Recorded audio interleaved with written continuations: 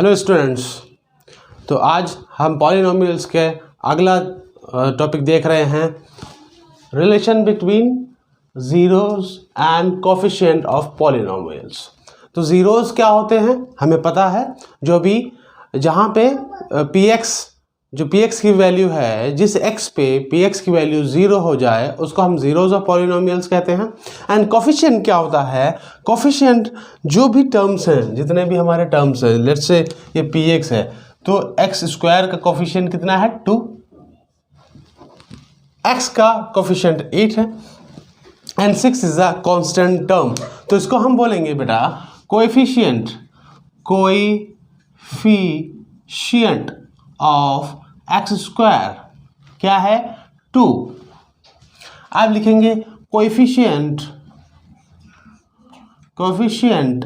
Of x equals to क्या है 8 -8 actually, right. और आपका कांस्टेंट टर्म क्या है आपका 6। तो ये तीन चीजें आपको बिल्कुल पता होनी चाहिए कि कोफिशिएंट ऑफ एक्स स्क्वायर क्या है। अगर ये क्वाड्रेटिक पॉलिनोमियल है तो कोफिशिएंट ऑफ एक्स स्क्वायर क्या है 2 है, कोफिशिएंट ऑफ एक्स क्या है -8 है एंड कांस्टेंट टर्म क्या है 6 है। अगर एक हम जनरल ले लें तो यहाँ पे है ax square plus bx plus c ले।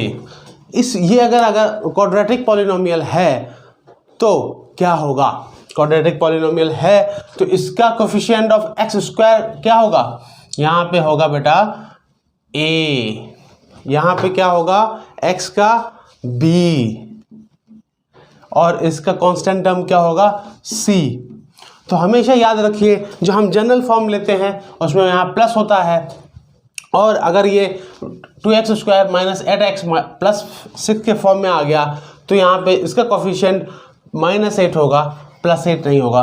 ये चीज़ हमको ध्यान में रखनी है। अब आगे हम चलते हैं, कोफिशिएंट समझ गए, ज़ीरोज़ पता है, अब उसके बीच में क्या रिलेशन है, what is the relation between these two components of the quadratic polynomials. Quadratic polynomials के ज़ीरोज़ एंड कोफिशिएंट्स में क्या रिलेशन है ये हमें जानना है, ठीक है। तो आज हम रिलेशनशिप फाइंड आउट करने की कोशिश करेंगे कि रिलेशन क्या है ज़ीरोज़ में और कोफिशिएंट ऑफ पॉलिनोमियल में। ज़ीरोज़ हमारे क्या होते हैं, ज़ीरोज़ हमें वो वैल्यूज होती हैं जिस वैल्यू पे पॉलिनोमियल 0 हो जाए, पॉलिनोमियल की पूरी वैल्यू 0 हो जाए। और कोफिशिएंट्स क्या होते हैं, मान लीजिए एक पहले जनरल फॉर्म में एक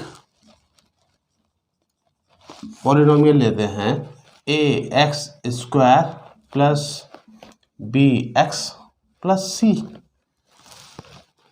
इसमें एक सबसे इम्पोर्टेंट है a शुड नॉट बी 0, ये लिखना ज़रूरी है तब आपका कंप्लीट एक्सप्रेशन बनता है। अभी क्या है, ये ax square plus bx plus c, उसमें a क्या है x स्क्वायर का कोएफिशिएंट है, क्या है x स्क्वायर का कोएफिशिएंट है। x का कोई पूछे तो b है, और c क्या है कांस्टेंट टर्म है, कांस्टेंट टर्म मतलब ये कांस्टेंट रहता है, ठीक है। तो ये कोफिशिएंट और ये कांस्टेंट टर्म और इसके ज़ीरोज़ क्या है, अगर ये px पॉलिनोमियल है तो x की वो वैल्यूज़ x इक्वल्स टू मान लीजिए अल्फ़ा हुआ, ये x इक्वल्स टू मान लीजिए बीटा हुआ। दो उसके ज़ीरोज़ हो सकते हैं, अल्फ़ा और बीटा हमने दो ले लिए।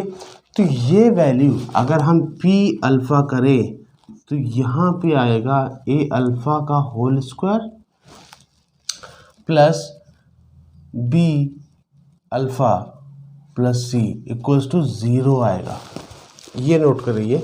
और वैसे ही p beta equals to a beta square plus b beta plus c, ये भी 0 आएगा।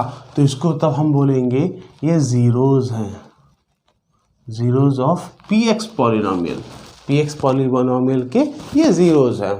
तो ये बात समझ में आ गई। और अल्फ़ा बीटा और a b और c में क्या रिलेशन है वो हम बता देते हैं, फिर हम कोई क्वेश्चन करेंगे, फिर समझ में हमें आएगा। ठीक है, तो अब हम शुरू करते हैं कि उनके बीच में क्या रिलेशन है, ये हम डेराइव करते हैं।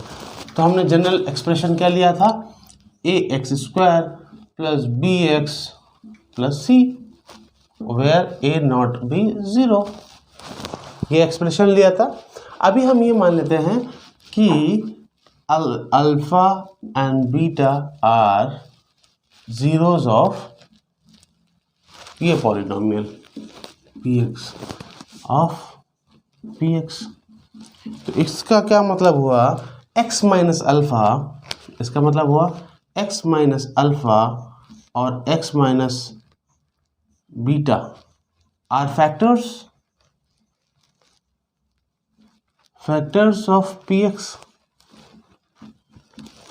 ये बहुत इंपॉर्टेंट चीज़ है कि अगर ये अल्फ़ा बीटा ज़ीरोज़ हैं तो x माइनस अल्फ़ा और x minus beta are the factors of px। ये बात आपको समझ में आ रही है, ठीक है, आई होप समझ में आ रही होगी, कोई दिक्कत नहीं होगा। अब क्या करेंगे, अब इसको हम x² plus bx plus c equals to k times x minus alpha x minus beta कर सकते हैं, where k is a constant है ये। अब इसको हम मल्टीप्लाई करना शुरू करें तो हमें क्या चीज़ मिले, ये रिलेशनशिप फाइंड करना आपके पेपर में भी आ सकता है। तो k अभी बाहर ही रखिए, तो ये x² minus beta x minus alpha x plus alpha beta, ठीक है, ये हो गया, मल्टीप्लाई कर दिया इस वाले को इस वाले से, तो हमें क्या मिला कि x² माइनस, अगर हम कॉमन ले लें तो alpha plus beta x plus k alpha beta, यहाँ पे भी k आएगा, k का मल्टीप्लिकेशन अंदर हो गया। अब यहाँ से अगर हम कंपैरिजन कराएं, कंपेयर करें, इसको कंपेयर करें और इसको कंपेयर करें, तो हमें क्या मिलेगा, a इक्वल्स टू k मिलेगा, ठीक है। फिर b इक्वल्स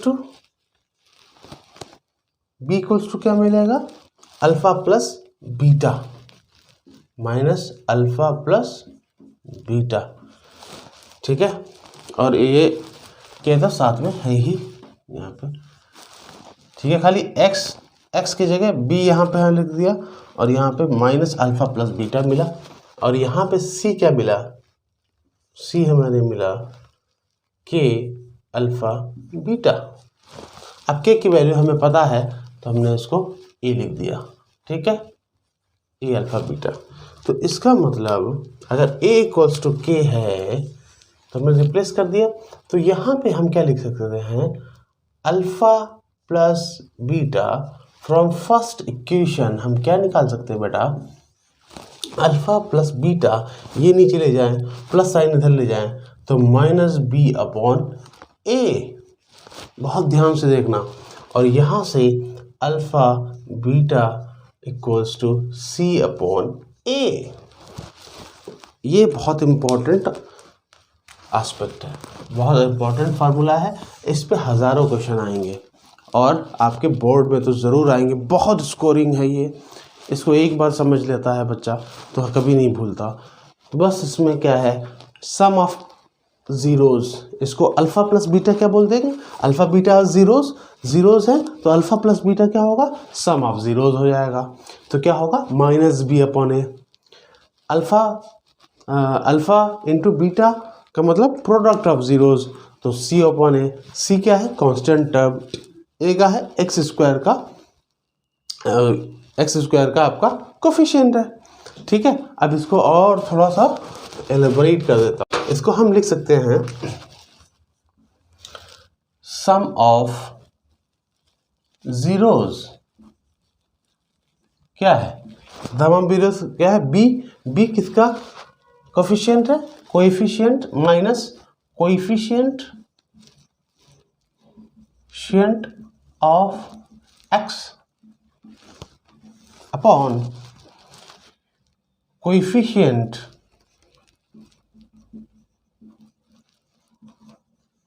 एक्स स्क्वायर, ठीक है। तो यही होगा माइनस बी बाई ए, तो इसको माइनस बी अपॉन ए लिखो। कोफिशिएंट ऑफ एक्स क्या है? बी, तो बी लिख दिया, माइनस माइनस का रहा। कोफिशिएंट ऑफ एक्स स्क्वायर क्या है? ए, तो ए लिख दिया। फिर क्या है? Product of zeros, product of zeros मतलब जीरोज का प्रोडक्ट क्या होना चाहिए? कोएफिशिएंट कांस्टेंट टर्म, तो इस केस में कांस्टेंट टर्म क्या है? C upon coefficient of x square. इसको याद करने का बहुत अच्छा तरीका है कि सम ऑफ जीरोज में कोएफिशिएंट ऑफ एक्स स्क्वायर ही रहेगा नीचे डिनोमिनेटर में, और इसमें भी सेम रहेगा, खाली यहाँ पे हमें चेंजेस मिलते हैं। तो बस इसको ध्यान रखिए, और सम में माइनस होना चाहिए, ये हमें ध्यान रखना है। तो कांस्टेंट टर्म सी है और कोफिशिएंट ऑफ एक्स स्क्वायर क्या है? ए। तो ये एक ऐसा फार्मूला मिला जिस पे बेस्ड क्वेश्चन आते हैं।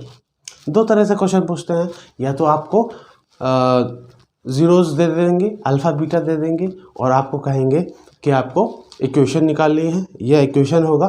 तो उसमें कई तरह से क्वेश्चन आ सकते हैं कि जीरोज निकालने हैं, और sum of zeroes and product of zeroes पे कुछ बेस्ड क्वेश्चन एग्जांपल्स देखेंगे एनसीईआरटी के, और बहुत अच्छे से समझ लेंगे, तो हमारा कोई भी दिक्कत नहीं आएगी। Thank you, have a nice day.